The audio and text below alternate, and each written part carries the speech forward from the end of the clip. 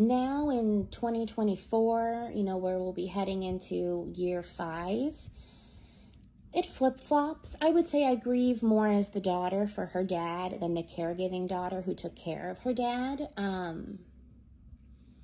But some days I don't think about that he's not here. I don't think about that I don't have my dad, which then makes me feel bad because it's like, shouldn't I be thinking about that at least once a day, every day? And there's no rules.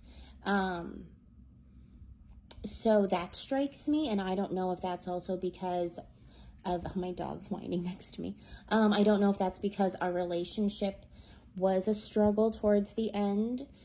I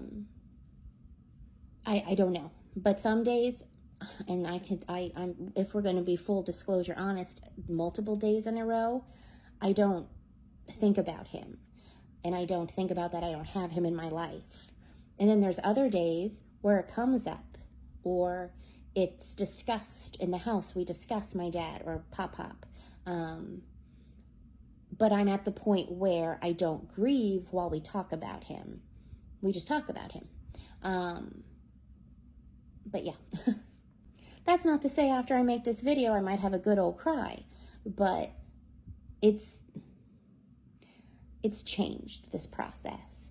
And I know how I feel about the situation is also tainted by what our relationship was like when he was alive, and how our relationship was a struggle even before I took the role of caregiver. Our relationship really started getting shaky when I was like 15. And it had its ups and downs, and unfortunately more downs than ups. And that all can affect how you grieve years and years later. As for my kids, my son was 4, a month away from being 5, and he and my dad were extremely close. For 2 years, we lived with them, so it was 24/7, Pop and my son. And prior to that, we were over there constantly, and even after that, we were over there constantly. So they developed a very close relationship, while my son was my dad's 4th grandchild. It was the first grandchild he had any contact with. So it was very special for my dad to have a grandchild, or his little boy, as he called him.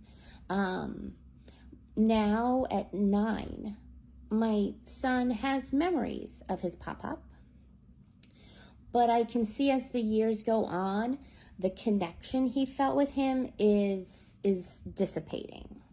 So I do often bring up little things of, oh yeah, Pop like that, or Pop didn't like that, or yeah, he did that with you, that was in his childhood, to keep his memory alive in conversation. And I often ask, like, oh, hey, what do you remember doing with Pop? And there are certain things they did that he remembers vividly. And then when I say, oh yeah, you did that a lot with Pop, he'll go, I have no recollection of that.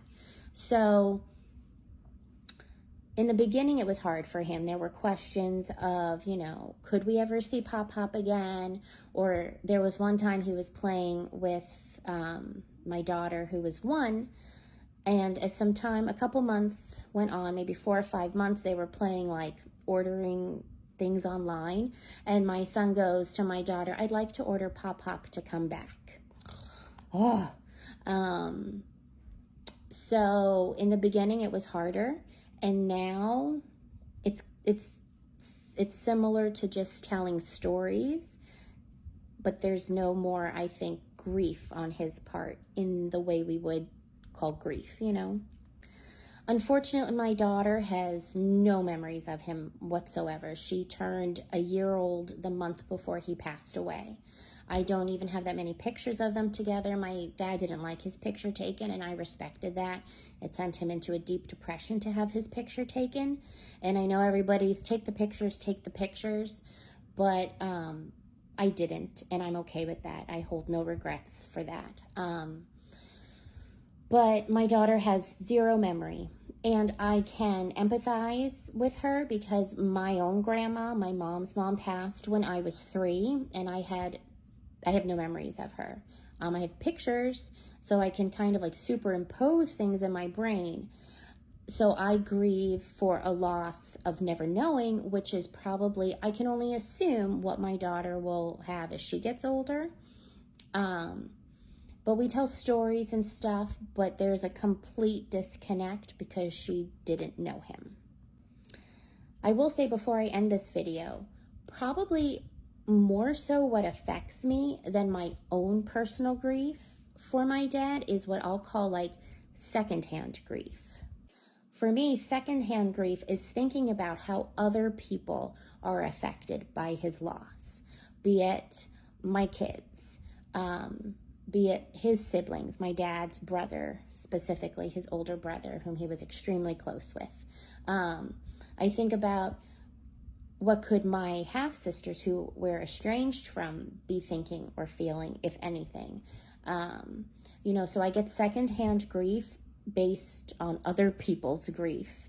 And I honestly think that hits harder than my own personal grief. I didn't include my mom in that because my mom and my dad had a very struggled relationship, again, towards the last decade of their marriage due to their own health problems, and their relationship severely declined. I did at first have secondhand grief on behalf of my mom, but not so much anymore. The grieving process is going to change forever and ever. Who knows where I will be at in another 5 years, 10 years. It's a journey everybody goes on, but it's such a solo journey as well.